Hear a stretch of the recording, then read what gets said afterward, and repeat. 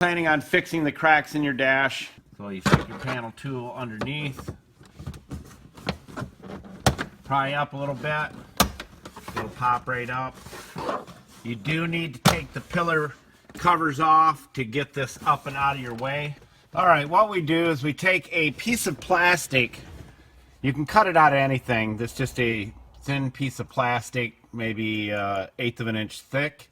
Put it right up underneath there. This is our epoxy as you would use on a fiberglass Corvette. Epoxy, and this is the hardener. That's what we're going to be gluing this piece up in there, the piece of plastic that I told you about. Now, what I did was I took a piece of plastic, it's crazy, we never throw anything away. I just cut a piece off this with a pair of side cutters, like that. And I ended up with this little piece here. I super glued this on, sprinkled on some baking soda, and it hardened on there. That's my tail. You cannot pull that off there. All it's holding that on there is baking soda and super glue. Bada bing, bada boom. So pretend the side cutters here are the dash. This is up underneath with the glue on it, and that piece is being held up tight, and it'll sit there for 15-20 minutes or however long it takes for it to set up. This is the only way you're going to get the strength you're looking for. Then the crack will still be there, and I'll show you how we fix that. I'm going to mix it quite strong because I want it to set up quick. Julio, where can they get all this good stuff? Buscar en el show más de la descripción de video para todas las herramientas. Thank you, Julio Cesar Chavez. All right, this is what we're going to do. Going to scoop it onto both sides, all the way around, and cover that whole piece. Paper towel underneath to keep it from dripping on anything. But that's going to go up in there, and then I will show you what it looks like. All right, now if you get the piece, this little tail here, just right, you can lift up on this piece and get it higher, get it up in there, and it wedges itself in there. So we got it pulled up there tight. And then I took the toothpick that I used to mix up with, and I drizzled some of the epoxy into the crack so it went down on top of our big piece of plastic up underneath, and we'll just let that set. But if you wanted to speed it up, you could set a hair dryer next to it, or you could take your heat gun, blow some heat on there, and if you know how hardener and epoxy works, when it gets a little sun on it or a little heat on it, it sets up really fast.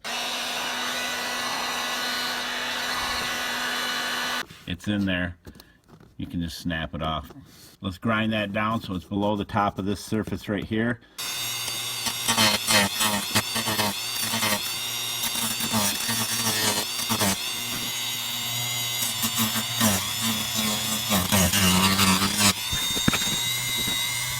Okay, it's very flush.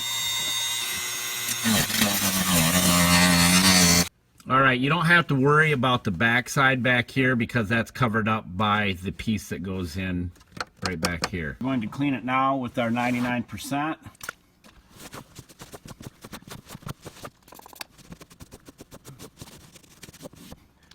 One of our last videos on doing vinyl seats with the kit.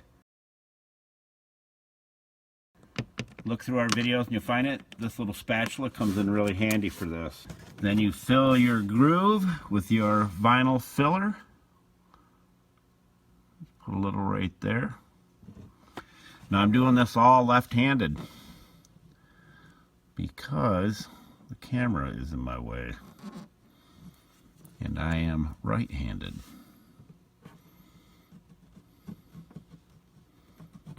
See how it fills that in? I'll bring the camera up close for you here in a minute.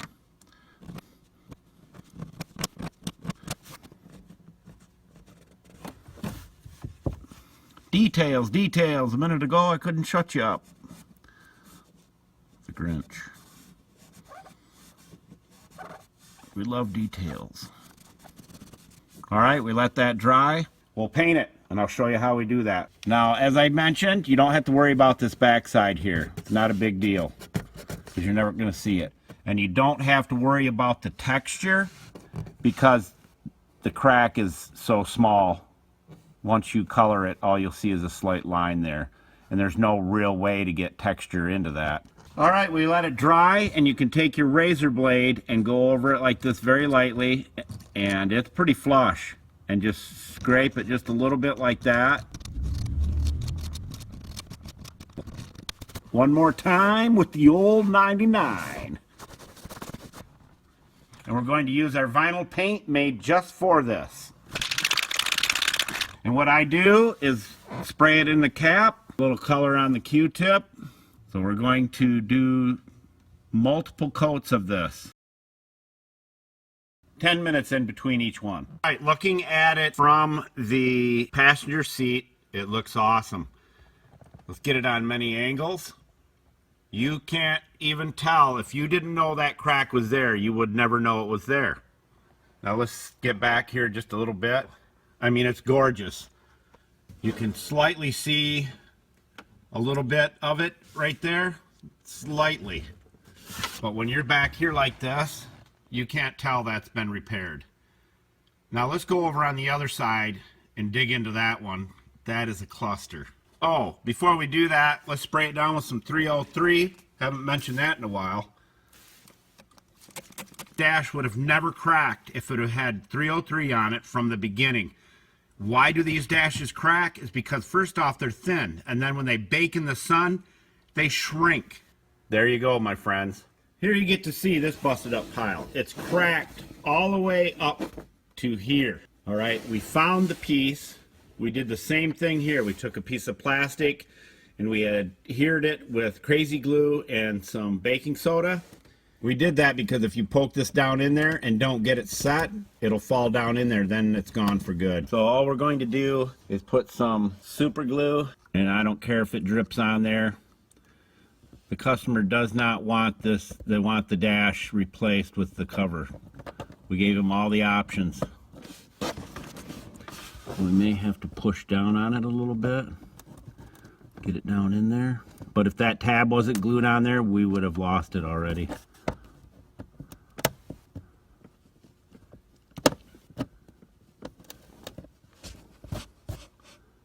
Now I can, like I said, put super glue on here, put the baking soda on it, grind this all down, and make it flush, and paint it, and that's the cheapest way to fix it, but you'll always see. If you want to know why we're not going to fix this all up and all that, because this cover, again, is inferior. Unless you can take this whole dash out and glue pieces up in there with your epoxy resin and hardener, this will continue to crack all over the place. Sometimes you got to learn when to cut your losses, and there's sometimes that you have to replace things. That's just the way it is.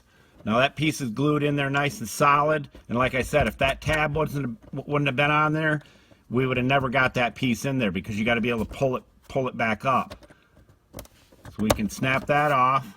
We're just going to take it down flush as close as we can so the other cover is not impeded by this mountain of baking soda and super glue. We're just going to use the cutoff wheel.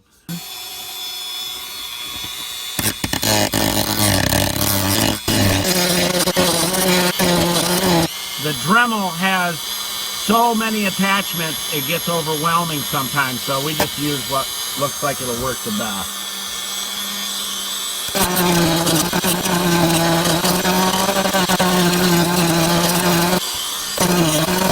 You want to make sure you're wearing your face mask, like I am.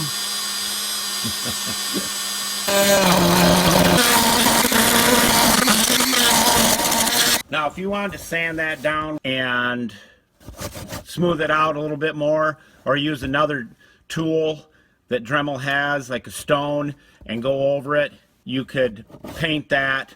You wouldn't be looking at the hole any longer, but it won't take long for it to crack again. All right, we put it all back together. As you can see, that crack is pretty much gone. We just did a quick fix on it because we're putting the other cover over it.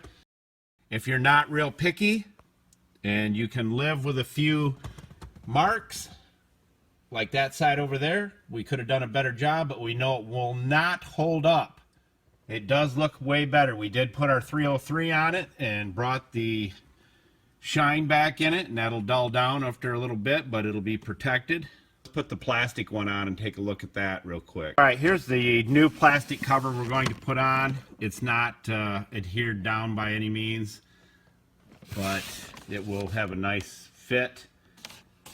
The only thing you'll see is this. There's no 303 on it. This has been 303'd, so that's why it is more of a dull look. But once you put your protectant on there, it'll look great.